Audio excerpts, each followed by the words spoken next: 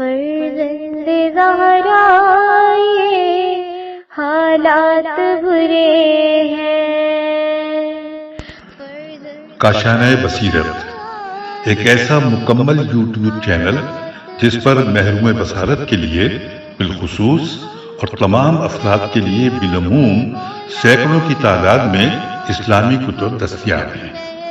لہذا گزارش ہے کہ آپ اپنی ذمہ داری نبھاتے ہوئے کاشانۂ بصیرت کو سبسکرائب کرنے کے ساتھ ساتھ بیل آئیکن کو پریس کیجیے تاکہ آپ علم کے حصول کے ساتھ ساتھ مذہب اہل بیت کی اشاعت میں بھی اہم کردار ادا کرتے رہیں۔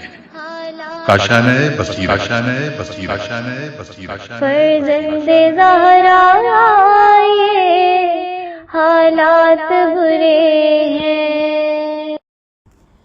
اعوذ باللہ من الشیطان اللعین الرجیم، بسم اللہ الرحمن الرحیم۔ کاشانۂ بصیرت کے یوٹیوب چینل سے آپ سے مخاطب ہوں۔ جو کتاب ہم پڑھ رہے ہیں اس کا نام ہے کلام امیر المومنین علیہ السلام، شرح نہج البلاغہ، جلد 4 ہے، جو ہمارے زیر مطالعہ ہے۔ اور جلد 4 کو پڑھتے ہوئے ہم نے 12 حصے خطبہ نمبر 91 کے پڑھ چکے ہیں ہم، اور آج 13ویں حصے کو پڑھیں گے انشاءاللہ۔ آئیے شروع کرتے ہیں۔ پیج نمبر ہے 103، اور یہاں پر اردو ترجمہ ہے اس 13ویں حصے کا، جو کہ شروع ہو رہا ہے لم تثقلہم موسرات الانعام سے، اور ختم ہو رہا ہے علی فکرہم پر۔ آئیے اس کا ترجمہ پڑھتے ہیں۔ نہ گناہوں کی گراں باریوں نے انہیں دبا رکھا اور کمزور اور ناتواں بنایا، کیونکہ وہ ہرگز گناہ نہیں کرتے، اور نہ شب و روز کی گردشیں انہیں موت کی جانب ہکاتی ہیں، اور نہ شکوک و شبہات کے تیروں نے ان کے مضبوط ایمان کو نشانہ بنایا، اور نہ ان کے یقین کی پختگی پر اوہام اور گمانوں نے دھاوا بولا ہے اور نہ اسے متزلزل کر پائے، اور نہ ان کے درمیان کبھی کینہ و حسد کی چنگاریاں بھڑکی ہیں، اور نہ حیرت و سراسیمگی ان کے دلوں میں سرایت کی ہوئی معرفت اور ان کے سینوں کی تہوں میں جمی ہوئی عظمت خداوندی اور خدا کے جلال کی ہیبت کو چھین سکی ہے، اور نہ وسوسوں کو ان تک رسائی حاصل ہے کہ ان سے جنم لینے والے شکوک اور تردد ان کی فکروں کو آلودہ کر سکے۔ شرح و تفسیر۔ فرشتوں کے اوصاف، یہ ہیڈنگ ہے۔ امام نے خطبے کے اس حصے میں فرشتوں کے اوصاف، خصوصاً ان کی عصمت اور خطاؤں اور گناہوں سے محفوظ ہونے سے متعلق اپنے کلام اور ان اوصاف کی تکمیل کے سلسلے میں مزید گفتگو فرمائی ہے، اور 7 مختصر اور جامع جملوں میں ان اوصاف کے تمام پہلوؤں کو واضح کیا ہے۔ چنانچہ سب سے پہلے فرماتے ہیں، ترجمہ: نہ گناہوں کی گراں باریوں نے انہیں دبا رکھا اور کمزور اور ناتواں بنایا ہے، کیونکہ وہ ہرگز گناہ نہیں کرتے۔ اس سے اشارہ اس حقیقت کی جانب ہے کہ عموماً گناہ انسان کو اطاعت الہی کی راہ میں سست اور ناتواں کر دیتے ہیں، اور چونکہ فرشتے ہرگز گناہ کا ارتکاب نہیں کرتے، اس لیے وہ ہمیشہ خدا کی اطاعت پر آمادہ ہوتے ہیں۔ یہ جو نہج البلاغہ کے بعض شارحین نے امکان ظاہر کیا ہے کہ اس سے مراد یہ ہو کہ گناہوں کا ارتکاب انسان کو نا امید اور مایوس بنا دیتا ہے، صحیح معلوم نہیں ہوتا ہے، کیونکہ یہ امکان خطبے کے اس حصے کے تمام جملوں کے ساتھ مواقف نہیں ہے۔ دوسرے جملے میں امام فرماتے ہیں، نہ شب و روز کی گردشیں انہیں موت کی جانب ہکاتی ہیں، کہ جس کی وجہ سے نقاہت ان پر غالب آ جائے۔ اس بات کا بھی امکان موجود ہے کہ اس سے مراد زندگی سے موت کی جانب منتقل ہونا نہ ہو، بلکہ اس سے مراد اطاعت سے معصیت کی جانب منتقل ہونا ہو، یعنی زمانے کے گزرنے سے انہیں تھکن اور کمزوری لاحق نہیں ہوتی، اور وہ انہیں پروردگار کی اطاعت و عبادت سے دور نہیں کرتا۔ تیسرے جملے میں اضافہ فرماتے ہیں، اور نہ شکوک و شبہات کے تیروں نے ان کے مضبوط ایمان کو نشانہ بنایا ہے۔ چوتھے جملے میں فرماتے ہیں، اور نہ ان کی یقین کی پختگی پر اوہام اور گمانوں نے دھاوا بولا ہے، اور نہ اسے متزلزل کر پائے ہیں۔ پانچویں جملے میں فرماتے ہیں، اور نہ ان کے درمیان کبھی کینہ و حسد کی چنگاریاں بھڑکی ہیں، جس کے سبب ان کے کاموں میں کوئی سستی اور رکاوٹ پیدا ہو جائے۔ اسی بنا پر فرشتے خدا کے احکام کی انجام دہی میں کسی اختلاف کے بغیر مصروف عمل رہتے ہیں۔ چھٹے جملے میں ان فرشتوں کے مزید اوصاف کا ذکر کرتے ہوئے فرماتے ہیں اور نہ حیرت و سراسیمگی ان کے دلوں میں سرایت کی ہوئی معرفت اور ان کے سینوں کی تہوں میں جمی ہوئی عظمت خداوندی اور خدا کے جلال کی ہیبت کو چھین سکی ہے۔ یہ عبارت ممکن ہے اس جانب اشارہ ہو کہ فرشتوں کا خدا اور اس کی صفات جمال و جلال کی نسبت ایمان اور معرفت اس قدر قوی ہے کہ اوہام اور ان سے جنم لینے والی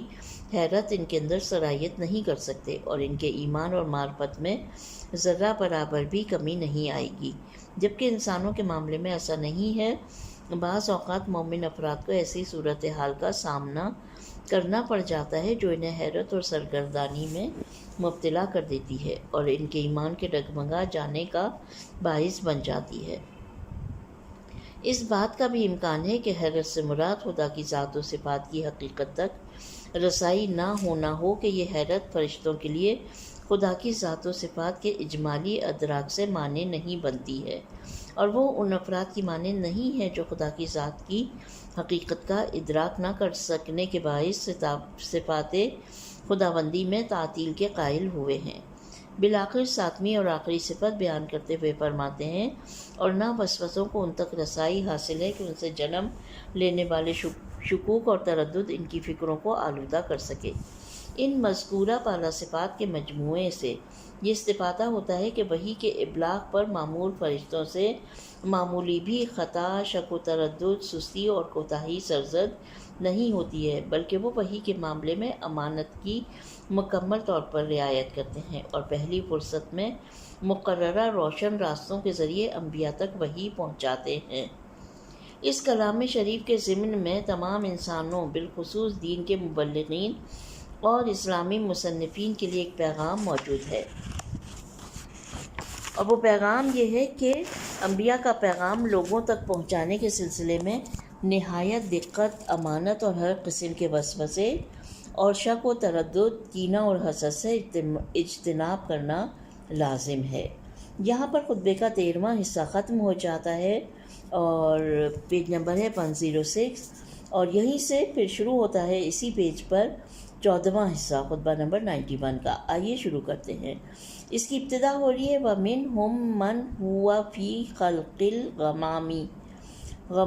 اور ختم ہو رہا ہے رغباتہم ما عندہ الی ما عند غیرہ۔ ان میں کچھ وہ ہیں جو بوجھل بادلوں اور اونچے پہاڑوں کی بلندیوں اور گھٹاٹوپ اندھیروں کی سیاہیوں میں رہتے ہیں، اور ان میں کچھ وہ ہیں جن کے قدم تحت الثری کی حدود کو چیر کر نکل گئے ہیں۔ وہ سفید جھنڈوں کی مانند ہیں جو فضا کی وسعت کو چیرتے ہوئے آگے بڑھ گئے ہیں، اور ان پریروں کے آخری سرے تک ایک ہلکی ہوا چل رہی ہے جو انہیں روکے ہوئے ہے۔ ان فرشتوں کو عبادت کی مشغولیت نے ہر چیز سے بے فکر بنا دیا ہے، اور ایمان کی حقیقتیں ان کے لیے اللہ کی معرفت کا وسیلہ بن گئی ہیں، اور حقیقت کامل انہیں اوروں سے ہٹا کر اسی کے عشق کی سرحدوں کی جانب لے گیا ہے۔ اللہ کی طرف نعمتوں کے سوا کسی غیر کے عطا و انعام کی انہیں خواہش نہیں ہوتی۔ شرح و تفسیر۔ اس جہاں کے انتظام و انصرام پر معمور فرشتے۔ خطبے کے اس حصے میں امام کے ابلاغ پر معمور فرشتوں کی توصیف کے بعد خدا کے فرشتوں کی دوسری اصناف کی تفصیلات بیان کرتے ہوئے فرماتے ہیں، ان میں سے ترجمہ پڑھ رہی ہوں میں، ان میں سے کچھ وہ ہیں جو بوجھل پانی سے مملو میم لام واو بادلوں اور اونچے پہاڑوں کی بلندیوں اور گھٹاٹوپ اندھیروں کے سایوں میں رہتے ہیں۔ دلہا، جو کہ دالے کی جمع ہے، پانی سے مملو بادلوں کے معنی میں، اور شمق، شین میم اور میم پہ تشدید ہے، اور خے جو کہ شامخ کی جمع ہے، بلند کے معنی میں ہے۔ قطرہ یہاں سیاسی و تاریکی اور چھپنے کی جگہ کے معنی میں ہے۔ ای ہم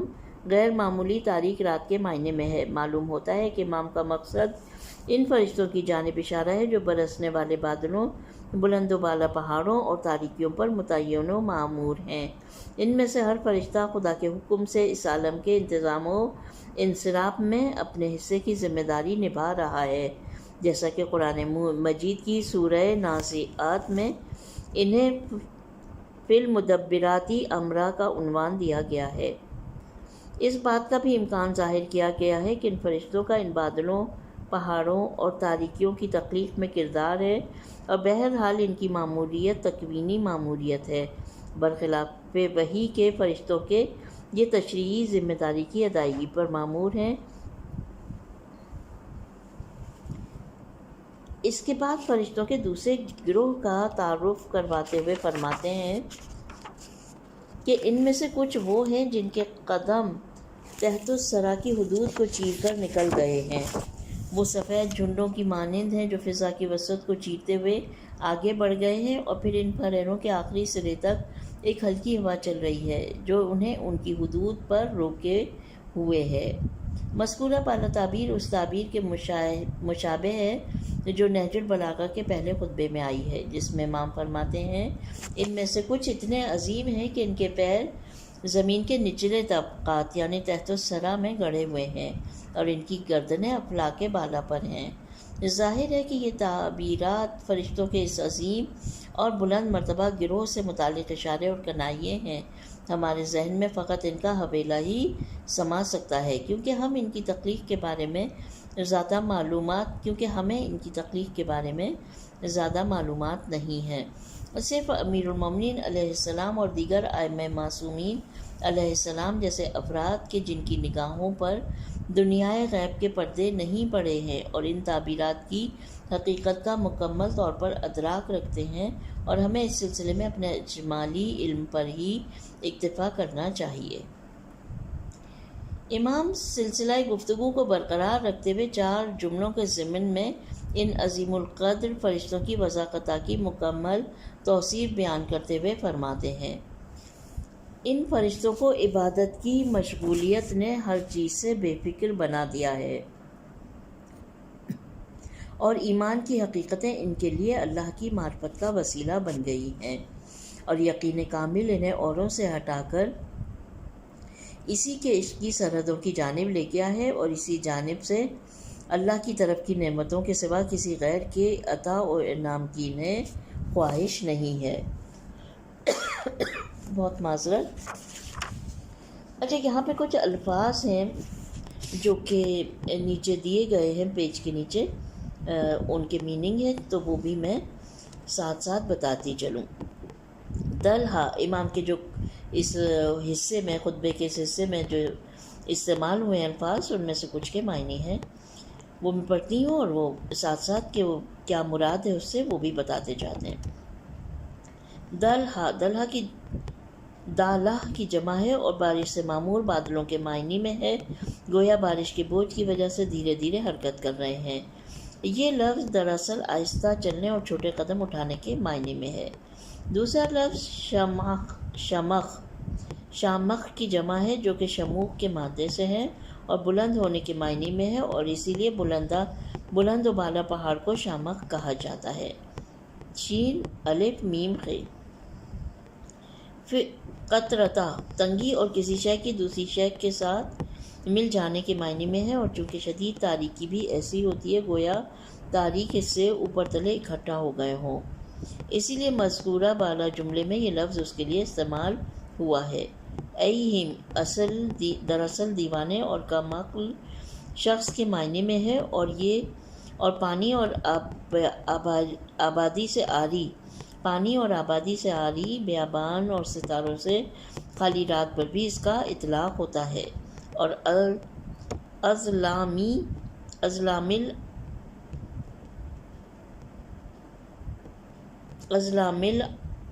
انہم سے امام کا مقصود شدید تاریکی ہے۔ اس کے بعد پیج نمبر 108 پر بھی خطبے کے ہی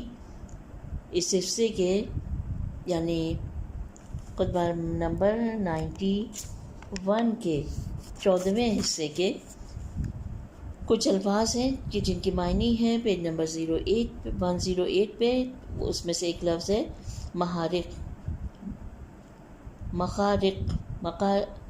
مخرق کے جمع ہے جو کہ خرق کے مادے سے پھاڑنے، چیرنے اور سوراخ کرنے کے معنی میں ہے. مخارق اللواء ہوا کے طبقات کے درمیان وجود میں آنے والی شگافوں کے معنی میں ہے. دوسرا لفظ ہے حقافتہ. حف کے مادے سے ہے جو کہ تیز چلنے کے معنی میں ہے.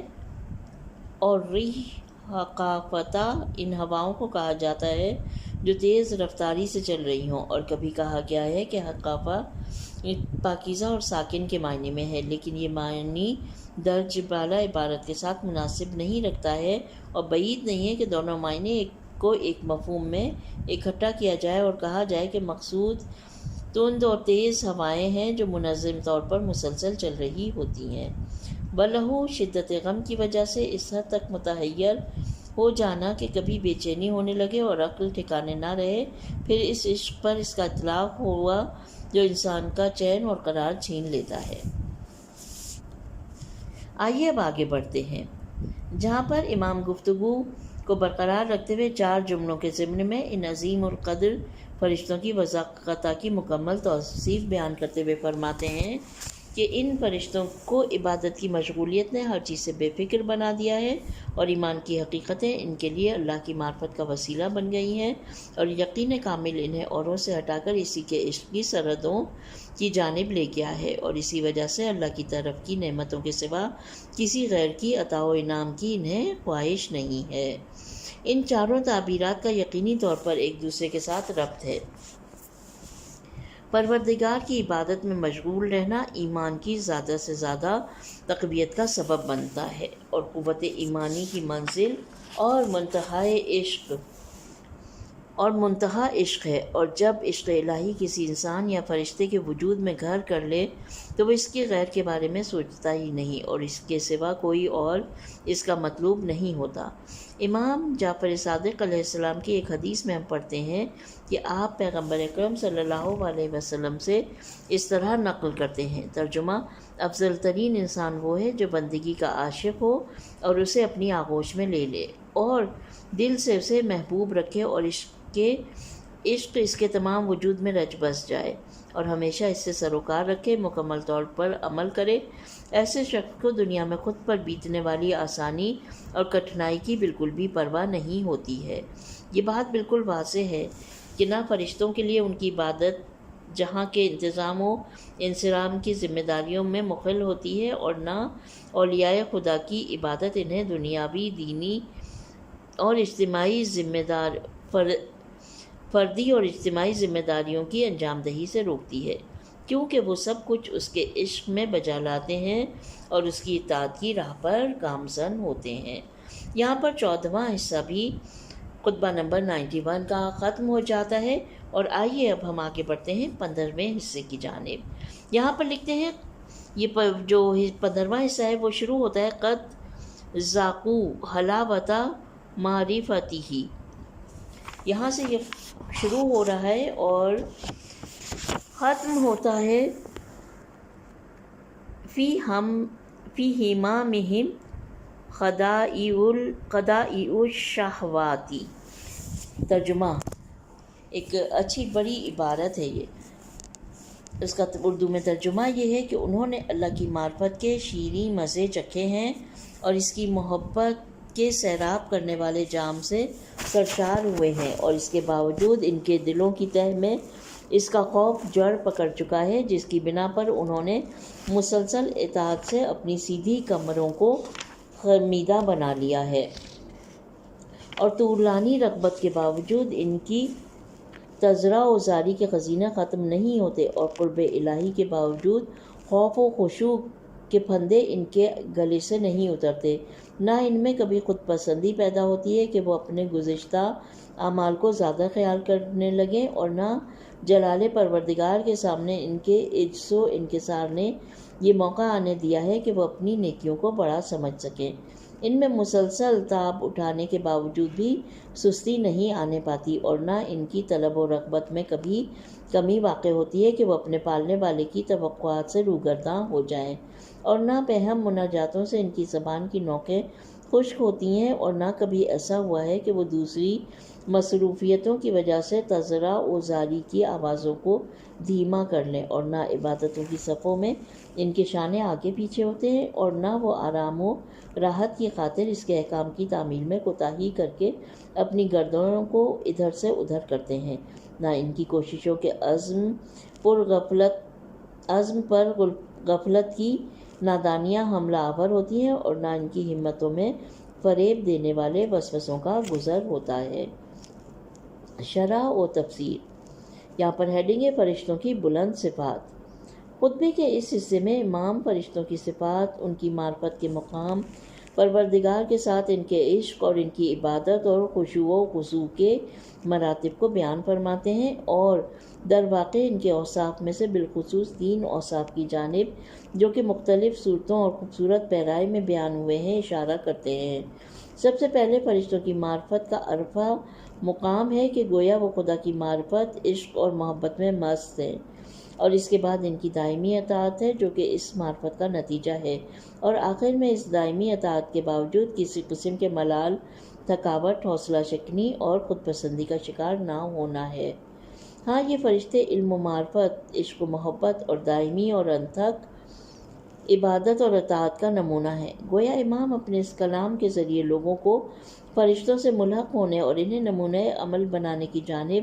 دعوت دے رہے ہیں تاکہ وہ معرفت اس بارگاہ میں حاضری اور دائمی بندگی کے آداب کے راستے پر چلیں۔ امام فرماتے ہیں قد ذاقوا حلاوۃ معرفتہ وشربوا بالکاسر رویتی۔ یہاں پر رویہ رئی کے مادے سے جو کہ سیراب ہونے کے معنی میں ہے، اور کاس رویتا پانی سے بھرے ہوئے اس برتن کے لیے کنایہ ہے جو آدمی کو سیراب کرتا ہے۔ اب آگے بڑھتے ہیں۔ من محبتی و تمکنت من سویدائی۔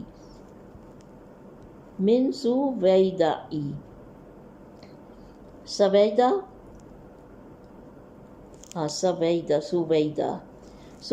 جو ہے وہ سودا کی تصغیر ہے جو کہ سیاہ کے معنی میں ہے، اور سویدہ دل میں موجود سیاہ نقطے کی جانب اشارہ ہے جو کہ قدیم لوگوں کے اعتقاد کے مطابق دل کا مرکز ہے۔ آگے بڑھتے ہیں۔ قلوبہم وشیجۃ خفیتہ۔ وشیجۃ شج کے مادے سے ہے جو کہ آپس میں بجھ جانے کے معنی میں آیا ہے، اور وہ بٹی ہوئی رسی جس سے جال بنا جاتا ہے وہ شیج کہلاتی ہے، اور درخت کی جڑوں اور ان جیسی چیزوں کو جو ایک دوسرے سے لپٹی ہوئی ہوں شیجتا کہا جاتا ہے، اور مذکورہ والا جملے میں خوف خدا کی جانب اشارہ ہے جو فرشتوں کے دلوں سے لپٹا ہوا ہے اور انہیں اپنے حصار میں لیے ہوئے ہے۔ یہاں پر لکھتے ہیں کہ پروردگار کی معرفت اور عشق کو اپنے پورے وجود کے ساتھ محسوس کیا انہوں نے، اور ان کے رگ و پے میں مکمل طور پر سرایت کر چکی ہے، اور تمکنت کی تعبیر اس بات کی نشاندہی کرتی ہے کہ خوف خدا نے ان کے دلوں کی گہرائیوں میں جڑیں پکڑ لی ہیں۔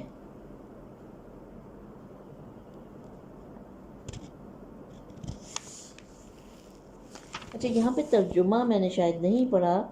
صرف عربی کی روایت پڑھی ہے، عربی کی عبارت جو ہے وہ پڑھی ہے۔ ترجمہ یہ ہے کہ انہوں نے اللہ کی معرفت کے شیریں مزے چکھے ہیں اور اس کی محبت کے سیراب کرنے والے جام سے سرشار ہو گئے ہیں، اور اس کے باوجود ان کے دلوں کی تہہ میں اس کا خوف جڑ پکڑ چکا ہے۔ معرفت کی شیرینی کو چکھنے اور محبت سے سرشار جام سے سیراب ہونے کی تعبیر اس بات کی نشاندہی کرتی ہے کہ انہوں نے پروردگار کی معرفت اور عشق کو اپنے پورے وجود کے ساتھ محسوس کیا ہے، اور ان کے رگ و پے میں مکمل طور پر سرایت کر چکی ہے، اور تمکنت کی تعبیر اس بات کی نشاندہی کرتی ہے کہ خوف خدا نے ان کے دلوں کی گہرائیوں میں جڑیں پکڑ لی ہیں، اور خوف و امید نے ان کی تمام تر توانائیوں کو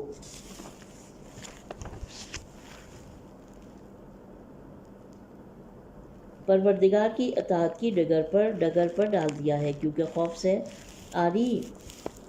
امیدواری اور محبت انسان کو غافل اور متکبر بنا دیتی ہے، اور امیدواری محبت سے آری خوف انسان کو نا امید اور مایوس بنا دیتا ہے۔ اسی وجہ سے ان اوصاف کے ذکر کے بعد امام فرماتے ہیں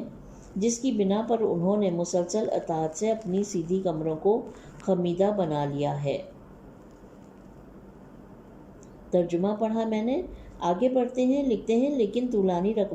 رغبت کے باوجود ان کی تذرہ و زاری کے خزینے ختم نہیں ہوتے۔ وہ بے معرفت اور عشق و محبت اور خوف و رجا سے عاری افراد جیسے نہیں ہیں جو تھوڑی سی عبادت کر کے تھک جاتے ہیں، مایوس ہو جاتے ہیں، اکتا جاتے ہیں اور عبادت سے ان کا دل اچاٹ ہو جاتا ہے۔ پھر امام اسی سلسلے میں ایک اہم نقطے کو بیان کرتے ہوئے فرماتے ہیں، قرب الہی کے باوجود خضوع و خشوع کے پھندے ان کے گلے سے نہیں اترتے اور نہ ان میں کبھی خود پسندی پیدا ہوتی ہے کہ وہ اپنے گزشتہ اعمال کو زیادہ خیال کرنے لگیں، اور نہ جلال پروردگار عالم کے سامنے ان کے عجز و انکسار نے یہ موقع آنے دیا کہ وہ اپنی نیکیوں کو بڑا سمجھ سکیں۔ امام کے کلام کے اس ٹکڑے میں ایک لطیف نکتہ پوشیدہ ہے، اور نہج البلاغہ کے بعد شارحین نے بھی اس جانب اشارہ کیا ہے۔ وہ یہ ہے کہ وہ افراد جو سلاطین و بادشاہان وقت اور بظاہر عظیم شخصیتوں کا قرب حاصل کرتے ہیں، انہیں جلد ہی معلوم ہو جاتا ہے کہ بظاہر عظیم نظر آنے والے ان لوگوں کی قدرت محدود اور اختتام پذیر ہے، اور کسی روز ان کے قریبی افراد ان کی جگہ لے لیں گے یا ان سے کہیں زیادہ قدرت مند ہو جائیں گے، اور یہ چیز باعث بنتی ہے کہ ان کا خضوع اور تواضع گھٹتا چلا جائے، اور اگر بظاہر تعظیم پر مجبور ہوں بھی لیکن دلی طور پر ان کی تعظیم کے قائل نہیں ہوں گے۔ لیکن اس کے برعکس فرشتے جس قدر پروردگار کے تقرب کی راہ میں آگے بڑھتے ہیں، اسی قدر اس کی عظمت بے پایاں کے جلووں کا نظارہ کرتے ہیں، اور اس کے اوصاف جلال و جمال کے نئے مظاہر کا مشاہدہ کرتے ہیں، اور اسی بنا پر ان کے عشق الہی اور خضوع و خشوع میں اضافہ ہوتا جاتا ہے، اور ان کے لیے غرور اور اپنی نیکیوں کو بہت بڑا سمجھنے کی مجال باقی نہیں رہتی، بلکہ وہ ہمیشہ اس راہ میں اپنے آپ کو کمتر تصور کرتے ہیں۔ پھر امام گفتگو کو جاری رکھتے ہوئے اس حقیقت سے پردہ اٹھاتے ہیں کہ فرشتے کبھی بھی عبادت و اطاعت الہی میں سست اور کمزور نہیں پڑتے، اور ان پر کبھی تھکن طاری نہیں ہوتی، اور اس راہ میں کوئی چیز ان کے لیے رکاوٹ نہیں بنتی، بلکہ وہ ہمیشہ انتہائی شوق و شغف، عشق الہی اور عزم و ارادے کے ساتھ اپنے عمل میں محو رہتے ہیں، بالکل اسی طرح جس طرح انسان تمام عمر، اگر اس کی عمر 1000 برس بھی ہو، سانس لینے اور آزاد فضا میں رہنے سے نہیں اکتاتا ہے۔ اس سلسلے میں سے امام نے 8 خوبصورت جملے بیان فرمائے ہیں جن میں اس مسئلے پر مختلف زاویوں سے نظر ڈالی ہے۔ چنانچہ آپ سب سے پہلے فرماتے ہیں، ان میں مسلسل تعب اٹھانے کے باوجود بھی سستی نہیں آنے پاتی۔ تعب یعنی تے، عین اور بے ہے۔ یہ میں ترجمہ پڑھ رہی ہوں۔ جیسا کہ قرآن مجید میں فرشتوں کی توصیف کے سلسلے میں ارشاد ہوا ہے سورہ انبیاء کی آیت نمبر 20 میں کہ وہ رات اور دن اس کی تسبیح کیا کرتے ہیں اور کبھی کاہلی نہیں کرتے۔ دوسرے جملے میں امام فرماتے ہیں، نہ ان کی طلب و رغبت میں کبھی کمی واقع ہوئی ہے کہ وہ اپنے پالنے والے کی توقعات سے روگرداں ہو جائیں، کیونکہ کمال کی جانب ان کا شوق اور عشق دائمی ہے، اور پروردگار کی عظمت سے متعلق ان کا علم روبہ فزوں ہے، اس لیے کوئی وجہ نہیں کہ وہ خدا کی عبادت سے غافل ہو جائیں یا ان کی امید میں کوئی کمی واقع ہو جائے۔ تیسرے جملے میں فرماتے ہیں، نہ پہم مناجاتوں سے ان کی زبان کی نوکیں خشک ہوتی ہیں۔ البتہ فرشتوں کے پاس ہماری طرح منہ اور زبان نہیں ہے کہ ذکر و مناجات کی وجہ سے ان کی رطوبت کم ہو جائے اور وہ خشک ہو جائیں، بلکہ یہ اس جانب ایک لطیف کنایہ ہے کہ مقام تسبیح و دعا میں ان پر ذوق، سستی اور تھکن طاری نہیں ہوتی۔ چوتھے جملے میں امام فرماتے ہیں، اور نہ کبھی ایسا ہوا ہے کہ وہ دوسری مصروفیتوں کی وجہ سے تذرہ و زاری کی آوازوں کو دھیما کر لیں۔ در حقیقت فرشتوں کو عبادت اطاعت اور بندگی کے علاوہ کسی دوسرے کام سے سروکار نہیں ہے، اور یہ کام ان کی ذات، وجود، عشق اور ان کے ایمان کا جزو ہے، اور یہ عمل ان کے لیے تھکاوٹ اور ملال کا باعث نہیں ہوتا، جس طرح سے ایک صحیح اور سالم دل 70 سال تک دھڑکنے کے باوجود تھکن کا احساس نہیں کرتا، اور تندرست و سالم افراد کو اپنے سینے کے اندر کسی دل کی موجودگی کا احساس بھی نہیں ہوتا ہے۔ 5ویں جملے میں ارشاد فرماتے ہیں، اور نہ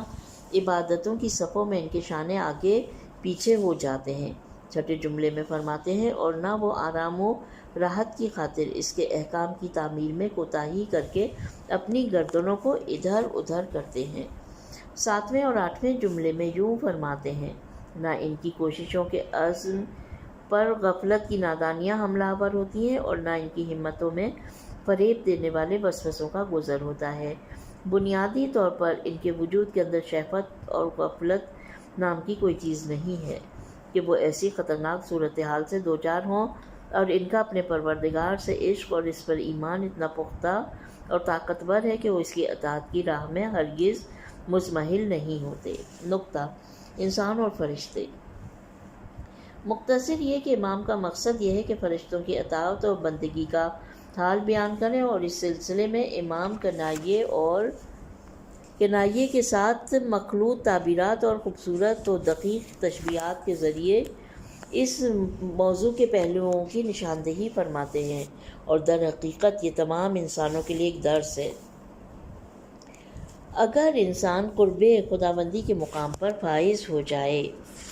اور معرفت کی مٹھاس کو اپنے دل و جان سے چکھ لے اور اس کے عشق کے جام سے سیراب ہو جائے، تو بندگی اور اطاعت کی راہ میں کبھی تھکن کا احساس نہیں کرے گا، بلکہ اس راہ میں جتنا آگے بڑھے گا اتنا ہی سنجیدہ تر اور پرعزم ہوگا، اس کی راہ پر تیزی کے ساتھ قدم بڑھائے گا۔ بقول شاعر، ترجمہ یہ ہے، اشعار یہاں پہ لکھے ہوئے، ان کا ترجمہ یہ ہے کہ ہم نے پیالے میں اپنے دوست کا عکس دیکھا، اے بے خبر تجھے ہمارے جام کی لذت کی کیا خبر، وہ ہرگز نہیں مرتا جس کا دل عشق سے زندہ ہو، ہمارے وجود کا دائمی ہونا عالم دنیا میں ثبت ہے۔ بزرگان دین اور رہبران ہدایت کے حالات میں بھی ہم ایسے نکات پاتے ہیں کہ جو بخوبی اس بات کی نشاندہی کرتے ہیں کہ اگر انسان کوشش کرے تو وہ بھی ان پہلوؤں میں فرشتوں جیسا ہو سکتا ہے، بلکہ ان سے سبقت لے سکتا ہے، کیونکہ اگر فرشتے جو کہ شہوت، غفلت اور خواہش نفسانی سے دور ہیں ان اوصاف کے مالک ہو سکتے ہیں، تو اگر انسان ایسا کرے تو وہ یقیناً ان پر برتری رکھتا ہے۔ حضرت امام زین العابدین علیہ السلام کے بارے میں روایات میں ملتا ہے کہ آپ نے 40 سال اس طرح شب بیداری کی تھی کہ آپ نماز مغرب کے وضو سے نماز فجر ادا کیا کرتے تھے۔ ایک حدیث میں حضرت امام محمد باقر علیہ السلام نے حضرت امام علی علیہ السلام کی عبادت کے متعلق فرمایا، ترجمہ: کوئی بھی فرد علی علیہ السلام جیسی عبادت انجام نہیں دے سکتا۔ میرے والد علی بن الحسین علیہ السلام اپنی ایک کتاب میں جس میں امام علی کی عبادت کا بیان تھا کا مطالعہ فرماتے تھے، اور اچانک اس کتاب کو زمین پر رکھ دیا کرتے تھے اور فرماتے تھے کہ اس میں ایسی عبادت کی تاب و توانائی ہے۔ یہاں پر خطبہ نمبر 91 کا 15واں حصہ ختم ہو جاتا ہے، اور یہ بالکل ابتدائی جو حصہ ہے پیج نمبر 117 کا۔ ہم پیج نمبر 117 تک پہنچ چکے ہیں الحمدللہ۔ 15 حصے خطبہ نمبر 91 جو اس کتاب کا جو یہ جلد والیوم ہے 4 ہے، چوتھی جو جلد ہے اس کا ہم نے اس کے پہلے خطبے یعنی خطبہ نمبر 91 کے 15 حصے الحمدللہ کے پڑھ لیے ہیں، اور انشاءاللہ جلد ہی ہم اس طویل و عریض خطبے کا 16ویں حصے کو پڑھیں گے انشاءاللہ۔ آج کی ریڈنگ یہیں پر ختم کرتے ہیں۔ پروردگار عالم سے یہ دعا ہے کہ بار الہ ہماری اس کوشش کو اپنی بارگاہ میں قبول اور مقبول فرمائے۔ ربنا تقبل منا انکا انت سمیع علیم۔ اپنا بہت خیال رکھیے، جلد ہی ملتے ہیں انشاءاللہ 16ویں حصے کے ساتھ۔